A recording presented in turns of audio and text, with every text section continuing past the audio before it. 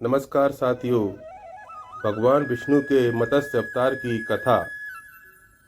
मत्स्य अवतार भगवान विष्णु के प्रथम अवतार है। मत्स्य अवतार की कथा इस प्रकार है। एक बार ब्रह्मा जी की असावधानी के कारण एक बहुत बड़े दैत्य ने वेदों को चुरा लिया। उस दैत्य का नाम यह ग्रीव था। वेदों को चुरा लिए जाने के कारण ज्ञान लुप्त हो गया। चारों ओर अज्ञानता का अंधकार फैल गया और पाप तथा अधर्म का बोलबाला हो गया। तब भगवान विष्णु ने धर्म की रक्षा के लिए मत्स्य रूप धारण करके यह ग्रीव का वध किया और वेदों की रक्षा की। भगवान ने मत्स्य का रूप किस प्रकार धारण किया, इसकी विस्मयकारिणी कथा इस प्रकार है। कल्पांत के पूर्व एक पुण्य आत्मा राजा तप कर रहा था। राजा का नाम सत्यव्रत था। सत्यव्रत पुण्य आत्मा तो था ही, बड़े उदार हृदय का भी था।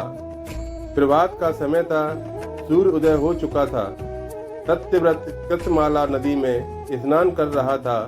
उसने स्नान करने के पश्चात जब तर्पण के लिए अंजलि में जल लिया तो अंजलि में जल के साथ एक छोटी सी मछली भी आ गई।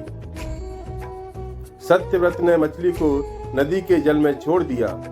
मछली बोली, राजन, जल के बड़े बड़े जीव छोटे छोटे जीवों को मार कर खा जाते हैं। अवश्य कोई बड़ा जीव मुझे भी मार कर खा जाएगा। कृपया करके मेरे प्राणों की रक्षा कीजिए। सत्यव्रत के हृदय में दया उत्पन्न हो उठी। उसने मछली को जल से भरे हुए अपने कमंडल में डाल लिया। तभी एक आश्चर्यजनक घटना घटी।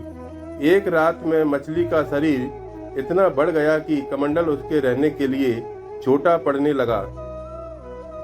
दूसरे दिन मछली सत्यव्रत से बोली, राजन, मेरे रहने के लिए कोई दूसरा स्थान ढूंढिए, क्योंकि मेरा शरीर बढ़ गया है। मुझे घूमने फिरने में बड़ा कष्ट होता है। सत्यव्रत ने मछली को कमंडल से निकालकर पानी से भरे हुए मटके में रख दिया। यहाँ भी मछली का शरीर रात भर में ही मटके में इतना बढ़ गया कि मटका भी उसके रहने के लिए छोटा पड़ गया। दूसरे दिन मछली पुनः सत्यव्रत से बोली, हे राजन, मेरे रहने के लिए कहीं और प्रबंध कीजिए, क्योंकि मटका भी मेरे रहने के लिए छोटा पड़ रहा है। तब सत्यव्रत ने मछली को निकालकर एक सरोवर में डाल दिया। मछली सरोवर में भी मछली के लिए छोटा पड़ गया। इसके बाद सत्यव्रत ने मछली को नदी में और फिर उसके बाद समुद्र में डाल दिया। आश्चर्य, समुद्र में भी मछली का शरीर इतना अधिक बढ़ गया कि मछली के रहने के लिए वह छोटा पड़ गया। अतः मछली पुनः सत्यव्रत से बोली, हे राजन, यह समुद्र भी मेरे रहने के लिए उपयुक्त नहीं है। मेरे रहने की व्यवस्था कहीं और कीजिए। अब सत्यव्रत विस्मित हो उठा। उसने आज तक ऐसी मछली कभी नहीं देखी थी। वह विस्मय भरे स्वर में बोला, मेरी बुद्धि को विस्मय के सागर में डुबो देने वाले आप कौन हैं? मत्स्य रूपधारी श्री हरि ने उत्तर दिया, राजन, यह ग्रीव नामक दैत्य ने वेदों को चुरा लिया है। जगत में चारों ओर अज्ञान और अधर्म का अंधकार फैला हुआ है। मैंने यह ग्रीव को मारने के लिए ही मत्स्य का रूप धारण किया है। आज से 7वें दिन पृथ्वी प्रलय के चक्कर में फिर जाएगी। समुद्र उमड़ उठेगा, भयानक वृष्टि होगी, सारी पृथ्वी पानी में डूब जाएगी। जल के अतिरिक्त कहीं कुछ भी दृष्टिगोचर नहीं होगा। इसके पास एक नाव पहुंचेगी। आप सभी अनाजों को और औषधियों के बीजों को लेकर सप्त ऋषियों के साथ नाव पर बैठ जाइएगा। मैं उसी समय आपको पुनः दिखाई पड़ूंगा और आपका आत्म तत्व का ज्ञान प्रदान करूंगा। सत्यव्रत उसी दिन से हरि का स्मरण करते हुए प्रलय की प्रतीक्षा करने लगे। 7वें दिन प्रलय का दृश्य उपस्थित हो उठा। समुद्र भी उमड़कर अपनी सीमाओं से बाहर बहने लगा। भयानक वृष्टि होने लगी। थोड़ी ही देर में सारी पृथ्वी पर जल ही जल हो गया।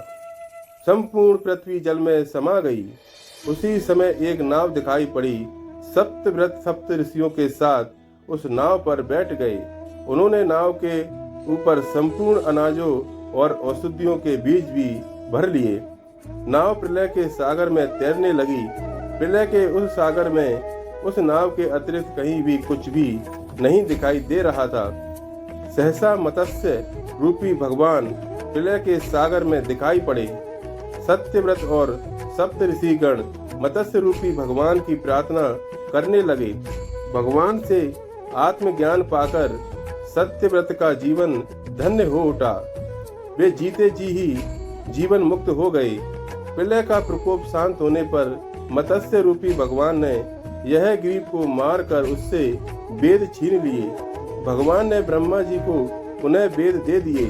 इस प्रकार भगवान ने मत्स्य रूप धारण करके वेदों का उद्धार तो किया ही, साथ ही संसार के प्राणियों का भी अमित कल्याण किया। दोस्तों, आपको यह जानकारी पसंद आई हो और ये कथा आपको सुनने में अच्छी लगी हो तो हमारे ज्ञान कुंड चैनल को सब्सक्राइब करें, वीडियो को लाइक और शेयर जरूर करें। धन्यवाद।